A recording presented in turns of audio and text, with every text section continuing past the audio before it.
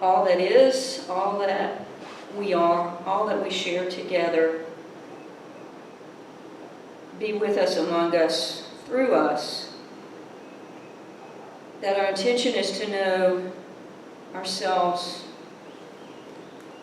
know each other, know that which is, know the great I am, and to grow in love in that knowing. And so it is. And I want to thank you first of all for an opportunity to share my thinking with you. Thank you for creating this space and this community that we share together, and for welcoming Phyllis and I and friends that we've brought with us when we're here on occasion. Sometime in the future we'll be on more occasions, but for right now on occasion. So thank you for that. Thanks to Laura for always having music when we walk in the door on a Sunday morning. It's so beautiful that, you come walking up, right, and you hear the strains of music from a loving heart. And I asked Margie if she could just go ahead and sing, and I would just listen. For always, and for the last time when we talked about stories, and you brought songs that were stories, and in the same way, I was just like, Margie's got it. I don't really need to say much more. And for the violin that goes with it. Thank you. So as I started thinking about this, what might we want to focus on this morning, and thinking about coming off this week of celebrating July 4, which represents our Day of Independence, representing as a nation our freedom, whatever we might mean by that. It was an interesting dynamic with this concept of freedom, that the more I tried to capture and encapsulate it, the more elusive it became. Kind of like the concept itself has to be free. You can't really wrap around it in a way. So I'm going to rely a lot on my notes, because I found my thoughts being more and more fragmented as I tried to walk deeper into what we might mean by this idea, this concept, this construct that we call freedom. And how we tend to commodify it as a value. We talk about, freedom is not free. There's a cost, there's a price to this freedom that we enjoy and participate. And what do we mean by all that? So looking at kind of in a political level, we talk about freedom from tyranny on Independence Day, that there was someone who could force us to do and be. A tyranny, lots of different even roads and paths we can take when we think about freedom, even politically. Then social freedom, freedom of life, liberty, and pursuit of happiness.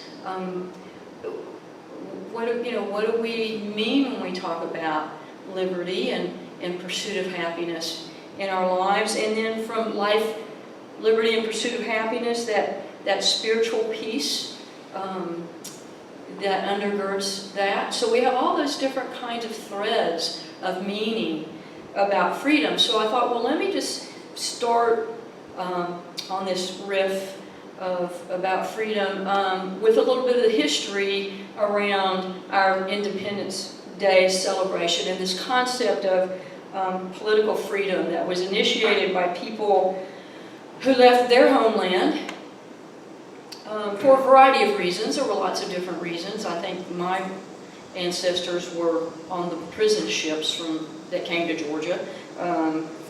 They were probably the criminals that came up into the mountains and hid up here in the highlands and consorted with the Cherokee. But lots of different reasons to get on a boat. That's not an ocean liner, right? That's a boat on treacherous seas into an unknown future. God, I start thinking about how they might have felt captive in some way, or limited, or trapped, or bound, or imprisoned, or oppressed, or otherwise diminished, to the point that they would risk their very lives to experience other than being bound, being captive, being told how to be and who to be, and particularly how to worship. Right? So most of our ancestors from Europe, and even those that were enslaved, that were literally captured and enslaved and bound, we weren't in charge of our lives, and particularly how we worshipped in the 1700s in Europe. Christians were pretty much in charge. They had driven back the invaders of other faiths, particularly the Turks. But by the time they got to the 1700s, the Catholics and the Protestants were killing each other. We follow the Pope, or the Pope isn't God. And royalty in Europe decided the official religion. And if you didn't follow the official religion, you could be imprisoned or executed. So freedom of religion, then, that the government doesn't have the right, the axiom in life, to tell us how to worship. So there were lots of folks that came here so they could worship without the government deciding whether they were going to be Catholic or Protestant, because those were pretty much the two choices. With Christianity, there wasn't any, Judaism, right? By the 1800s, the Jews were always marginalized, anywhere they were on the earth.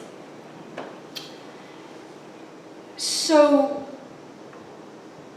we bring that into my gosh, we can build a chapel out in the woods, and leave our respective places of abode and gather in here together and create a ritual around which we gather, with some music and some coffee and some food and some greeting, and then our ritual is to stop and meditate and pay attention to that which surrounds us, this capacity to create what we intend for ourselves, that freedom, and to worship how we think is most satisfactory for our well-being. So not having the government come in and tell us, no, you can't have this chapel here, is a thread or a path of freedom. And we claim a particular understanding and expression of Creator, of God, of that which is, of I am. I am. The story in the Bible when Moses said, tell me who, I've got to tell the people who sent me. There's got to be an authority that sent me. And the response was, tell them I am sent you. Our communication doesn't happen without the verb to be. But the verb to be is not defined. It's the I am. So we have the freedom to determine our own understanding and our own expression of that which we experience as Creator, as God, and we don't have worry of reprisal or of harm to us. So I thought, well, let's use that this morning, that freedom of religion, that concept of freedom, of course, meaning different things to each of us. So I want us to stop for a minute and just consider for a moment what is the concept, what does the idea of freedom mean to you? What kind of carries the crux of it for you? When you think of freedom, what does it mean?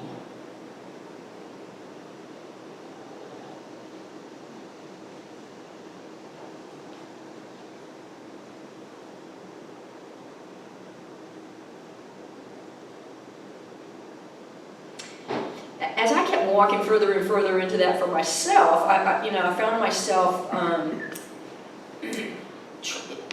capturing the sense or the meaning or the understanding of freedom by looking at the opposite, right? I'm looking at the flip. So I'm not this, I'm not that, I'm not the other. Freedom from restraint, freedom to act or be in some capacity. I'm not limited.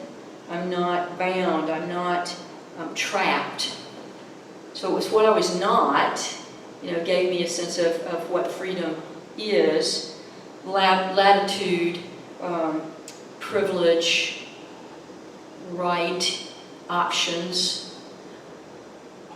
I have the capacity to choose for myself how I believe, how I think, how I feel, how I act. I have that capacity. I have that ability to choose how I believe, how I think, how I feel, how I act.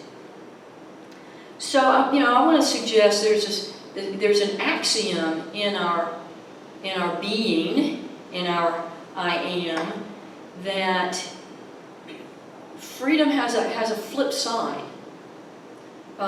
So a coin, there's this side and there's that side. We call them heads or tails, but they can both be heads, right? But there's this side and there's that side. That could both be tails.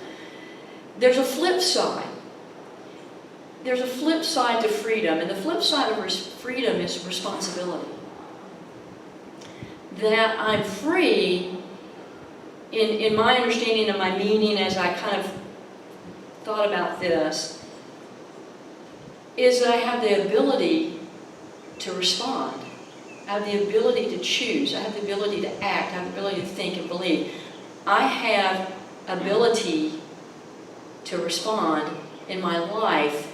I have responsibility. And the flip side of my freedom is that I can choose. And having that choice means it's on me. It's responsibility. It's mine. And I can't not be responsible. If I'm free, I can't not be responsible. It's a flip side. It's an axiom. It goes with it. With night comes day. With light comes shadow. With freedom comes responsibility. And so it's part and parcel. It's yin and yang. Is this ability to respond. So I have the ability to decide, to choose, to act, and I can't have freedom without responsibility. If I want to give up responsibility, then I give up my freedom. Then somebody else tells me how to choose, how to decide, how to think, how to act. And I let somebody else do that. Garnet will probably talk about this some next week. I give somebody else that power. Responsibility is a piece of power. I get to choose and decide. Peter Marshall said once that we may think of freedom not as a right to do as we please, but as the opportunity to do what is right. And so, following in Peter Marshall's thinking about that, then what is right? Who decides what right is? And reading with Richard Rohr, some of us are following his meditations this year. He quoted Sister Simone Campbell this week, talking about balancing our civil rights with our responsibility to our civil obligations. So, Peter's saying, we have the freedom to do as we please, but that includes the freedom to do what is, the opportunity to do what is right. And Sister Simone comes around and says, and what is right is that we are connected to each other. We have not only our civil freedom, we have our civil obligations. Our responsibility comes with that. The responsibility to, as citizens in a country where we are free to choose and decide. And she further says that it's unpatriotic. It's an unpatriotic lie that we as a nation are based in individuation. It's an unpatriotic lie that we as a nation are based in individuation. She says the Constitution underscores the fact that we are rooted and raised in a communal society. It's we, the people. We're connected.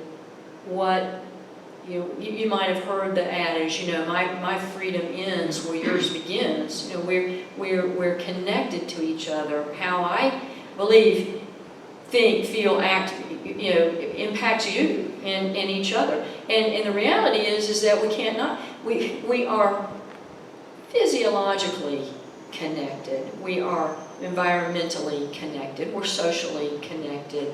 Our brain is actually set up to mirror each other. We can't not be connected. So how do we experience our freedom within ourselves in this axiom of being connected to others who may think, feel, understand God differently from us? It's a lie to think that we are individuated. We are not. And socially we are not. And politically we are not. Come on in, son. It's fine. We're pretty. Oh, we got the baby there. Got the four-legged there. Good. I'm watching what's happening around y'all. So we've got lots of freedom here. We've got some four-legged folks with us and some younger folks with us. I love it. So our responsibility is our freedom. Our connection is our freedom. When I understand that I'm connected to you, I give myself freedom to expand into who you are and how you are and how you understand God, which expands my entire concept of myself. And I become more free by recognizing that I'm not individuated. I am literally connected. So freedom in community then becomes a paradox, right? We're in relationship becomes a paradox. And if we understand, something that, certainly theology school, but especially, studying communities in my PhD program, we understand how to walk in paradox, how to live, how to be in paradox. We have grasped what it is to be free. Because paradox, right? This is true and this is true, and they on that surface they look opposite. They look in tension. They look, you can't have black and white. When if you think about the paradox, you can't have black without white. All color is actually is contained within white. We don't have a rainbow without white. We don't have white. Break up with a prism, break light with a prism, and you see what light really contains as colors. It's the paradox. And if we understand the paradox that we walk in, then we truly give ourselves freedom to be who we are. So I'm only free in a community when I'm free to be out of community, and I choose to be in community.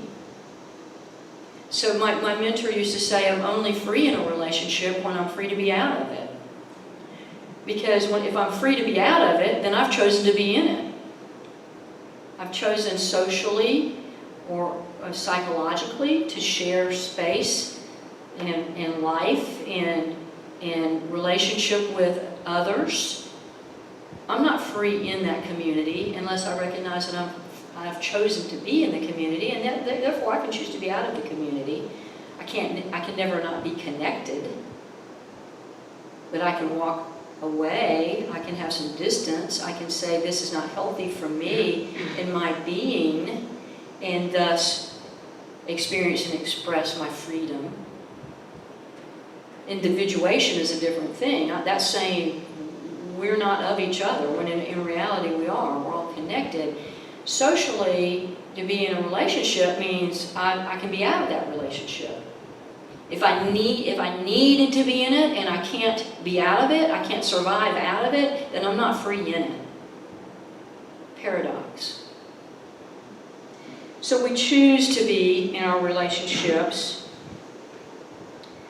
And so then in a final analysis, freedom, I think, comes down to being an inside job.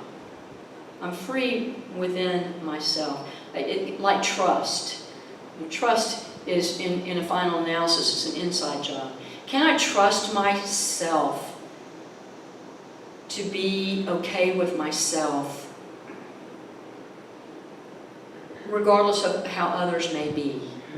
How others may treat me, how others may respond to me. I will be all right. I will be okay. I can sign off on my own recognizance. I can trust myself. And trust is really not so much about others being trustworthy as it is about each of us ourselves being trustworthy in our own well-being. So the same thing with freedom. Regardless of circumstance, I know who I am. I know what my intentions are. I know why I do what I do. And I'm in charge of my being. Sounds like Paul in the Bible, right? When he's in prison and he talks about regardless of my circumstance, I'm free in Christ. I think an epitome example in our generation, in our time, was Nelson Mandela.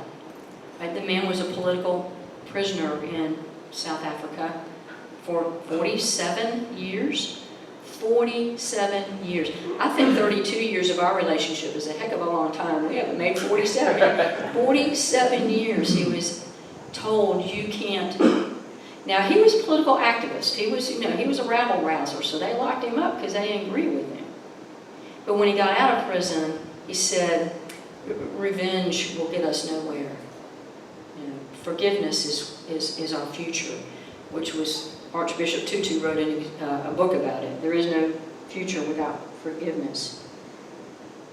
So he refused revenge when he became the president of South Africa. To me, that was a free man. And then I remembered when I worked in prison for about 4 years I was a counselor in our state prisons. And we started a program at our prison for young felons, at the time 17 to 24-year-old men. We locked them all up together, like all those hormones together in one place, went crazy. And we started a substance abuse treatment program it's our prison at Alto. It's not even a men's prison, it's a women's prison now, but that's where we were. And the young men that we allowed to enter into the treatment program, we talked with them about why they were incarcerated and what they expected to get out of being in this. I would say in the treatment program, instead of across the yard in the chain gang, if you want to be across the yard in the chain gang, you can spend your time there. If you want to be here in the treatment program, we need to talk about what you intend from being in the treatment program. And those guys would run lots of different reasons because we had special stuff for them on our hall. But that meant they had to behave in special kinds of ways, too. We had this one fellow, when I was talking with him about coming into the program, and I asked him why he was incarcerated and kind of what he intended to be in the treatment program. He said, Miss D, I know exactly, and this is what he said to me, I know exactly the choices I made that got me here. And when I get out, I know exactly the choices I will make to never come back. And the most free kid I knew, in our program. He was huge. He was quiet. He never got into trouble. He never got into the riffs and the psychodramas that 17 to 24-year-old young men can get into with each other. Nobody bothered him. And I watched him because of his integrity. Because he knew who he was. And he was going to do his time and get out of prison where where we talk. I could tell him to sit down if I wanted him to sit down, and by Gurney's, he better sit down. I didn't have to do that with him because he walked through that prison with integrity as a free man. His freedom was an inside job. At 18 years old, it was a magnificent thing to see. Freedom is an inside job. So I circle back to my kind of litany about believing and self-awareness. If those that have heard me talk before, how do we obtain our freedom? How do we get there? From our own self-imposed limits and bounds and traps. And the first step is always awareness. Having a meditation time to stop and be aware. I am, and I am part of a greater I am. What's going on with me that I believe, think, feel, and act the way I do, and withhold judgment. If you have to withhold anything in life, withhold judgment of yourself and of others. So once I'm clear about what's going on with me, I give myself opportunity. I give myself ability to respond. I have the responsibility then for that freedom, for that awareness, and I have an opportunity to make changes if there are changes I want to make. So I begin to enact or practice or choose that which I decide to be. So be extremely careful and very intentional about that which I choose to believe. Wilson Bernie Overton, my mentor. Be very careful and very intentional about that which you choose to believe, Katie, because it will direct the path of your living. Pay attention. And I circle back to that lifelong litany in believing. What I believe will direct the path of my living. What I truly believe about myself will show up in my behavior. So if I really want to know what it is I believe, not what I say I believe, what I wish I believe, what I intend to believe, what I truly believe about myself, I look at how I behave. And it will tell, my actions will tell me, because my believing will always drive my actions. So we live out that which we believe, and that brings us back to the flip side of freedom, being responsibility. Our responsibility. We can't not choose. We can't not decide. We can't not believe. Those are flip sides. So because we have that freedom as spiritual beings, it's ours to pick up. It's ours to pick up and carry and own. And that is our freedom. That is our freedom. If I don't pick up my responsibility, then I'm being dragged by a ball and chain. I pick up that ball and chain and it becomes mine. That's my freedom. And I recognize my responsibility for myself and my life, my choosing, my living, my deciding, my responding, my acting, my thinking, my feeling. That's my freedom. I made a flippant statement one day to Bernie that they make me so mad. And he just kind of turned around and said, "Who's made you mad?" Well, you saw what they did, blah, blah, blah, blah, blah. It made me so mad. He said, so everybody that doesn't agree with you is wrong. And I said, yeah, that's right. You got it. And he said, nobody makes you anything, Katie. And I said, they make me mad. And I said, and he goes, okay, all right. Whatever. And about 2 weeks later, I came back around and said, say more about, nobody makes you anything. You decide, you choose, it's your freedom. You can't not be free. You can't not have the ability to respond. Can't not have responsibility for yourself. You're choosing, you're living, you're deciding. So, the final analysis, freedom is not about doing. It's not about what others do to us. A young man was incarcerated. He was not going home at night. I was, he wasn't. But boy, was he free.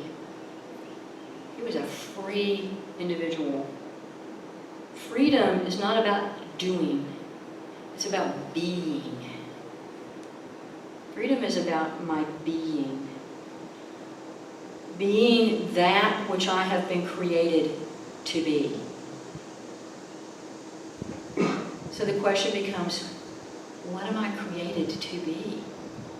I didn't create myself, I was created. I'm a creature that was created.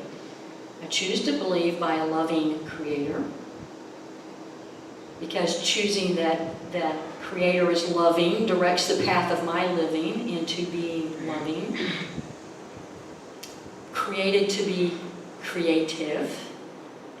We create this universe, this gathering. We create this community. People created this space. We're creative beings. We create the space between us and how we interact with each other. We're creating, and every moment we breathe in and breathe out. We're as close to God as we can get. We breathe in God, we breathe out God. We're creating. We're loving. We're connected. That's how I understand freedom. Freedom is in my being as I am created to be. Hope that offers some things to think about. Thank you for listening with me.